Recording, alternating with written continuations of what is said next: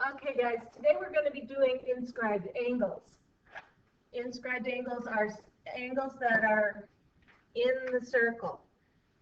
The vertex is part of the circle, and it continues to the other sides of the circle. That's inscribed. An intercepted arc, right here, is the arc that's between those two rays. That's the intercepted arc. So this is really kind of fun because it tells us that the measurement of this arc is exactly double this angle right here. It also tells me that if I have two inscribed angles that have the same intercepted arc, you see how this is the same intercepted arc? That forces these two angles to be congruent.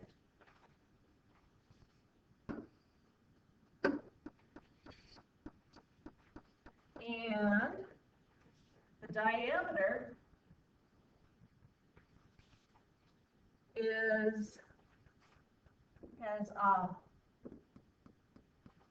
an angle.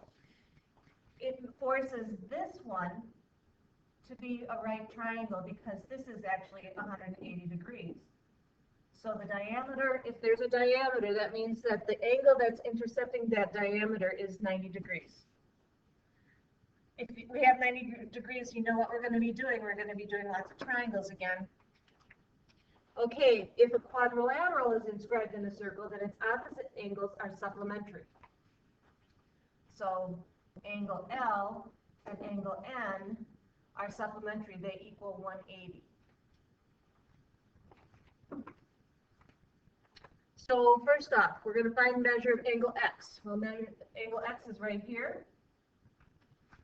I see that the inscribed angle for arc for angle X is right up here. I see that 86 is this, so I am going to divide that in two, and this angle here measures 43 degrees. If we want to find angles, the measurement of YX is what they want us to find. Well, here's the intercepted angle. They give it to us here at 52, so that I'm going to double it, and so this intercepted arc is 104 degrees. All right. We have two angles. They gave them to us here. If I look at the intercepted arc of this angle, it's right here. If I look at the intercepted arc of this angle, it's right here. Well, it's the same. So that means that these two angles, R and S, are going to be the same. Well, if they're the same, we're going to set them equal. We have 9x plus 2 equals 12x minus 13. Whoops. All right. So then we do some algebra. We end up with 3x equals 15. Therefore, x equals 5. But it asked us to find the measure of angle R. So in order to find that, we have to take this 5 and plug it back in. So I'm going to take 12x minus 13, because that's the measurement of angle R. 12 times 5 minus 13. And that all works out to 47. That's the measurement of angle R.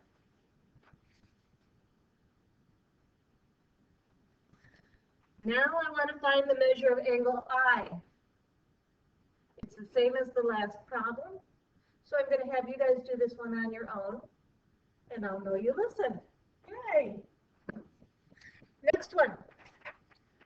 Now we have a diameter, because you know it's a diameter because it goes right through the center. There's a diameter. So we know this measurement is 180, so we know that this is 90 degrees. So now what we're going to do is we're going to take those angles and add them all up to 180. So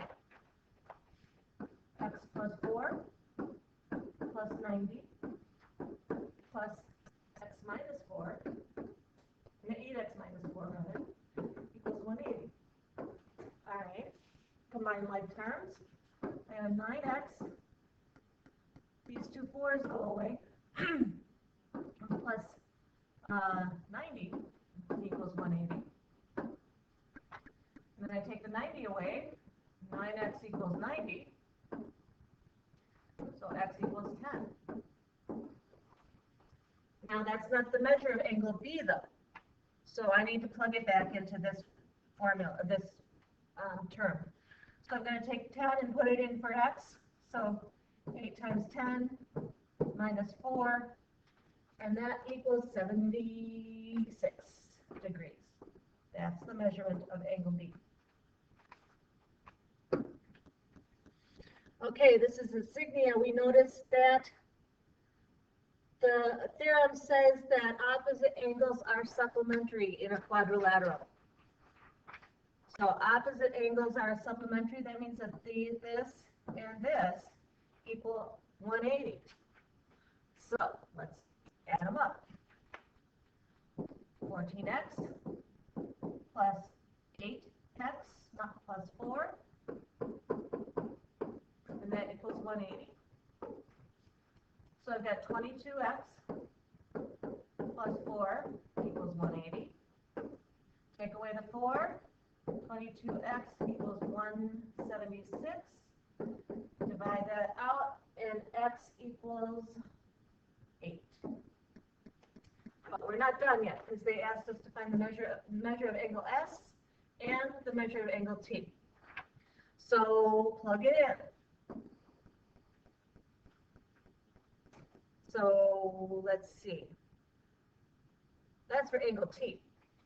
So the measure of angle T equals 8 times 8 plus 4. That equals 64 plus 4, which is 68. And then they said find S. Well, find S. What's the opposite angle? It's a 90 degrees. So what's the measure of angle S? The measure of angle S has to be 90 degrees as well. All right. Now we have to find X and Y. Well, I'm noticing that this and this are X. So let's see. That's this angle.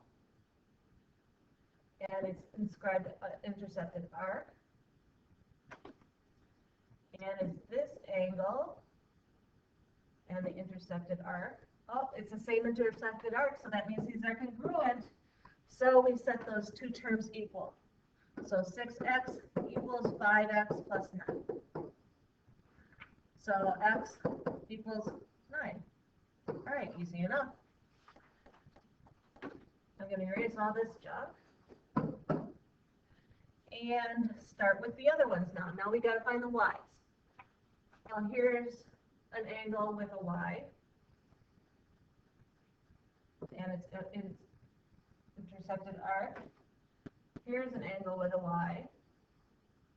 Again, they're congruent because they have the same intercepted arc, which means I'm just going to set them equal again. So 6y minus 1 equals 3y plus 8. I end up with 3y equals 9. Y equals 3. So, hope that's pretty clear. Oh, one more. All right. The measure of angle R. Well, the measure of angle R's are here. So I don't have anything on this arc right here, but I can figure it out. because I have this measure and this measure. And I know that all of those added up together will equal 360. So I'm just going to put an x here for now and say 120 plus 140 plus x equals 360. Do the math, and x equals 100. So if this is 100 right here, we divide it in 2, which is 50, to get the angle. So the measure of angle R equals 50 degrees. And the last one. What's the measure of MP?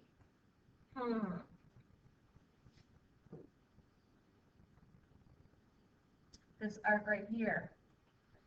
I don't have an intercepted angle really there, but I can figure out the intercepted angle right here. Intercepted arc right here. That's 62. And I know this whole thing equals 180 because this is the diameter. So 180 minus 62 is going to give us the red MP. So 180 minus 62 ends up being 118 degrees. All right? Easy enough, right guys? We'll see you tomorrow. Have a good one.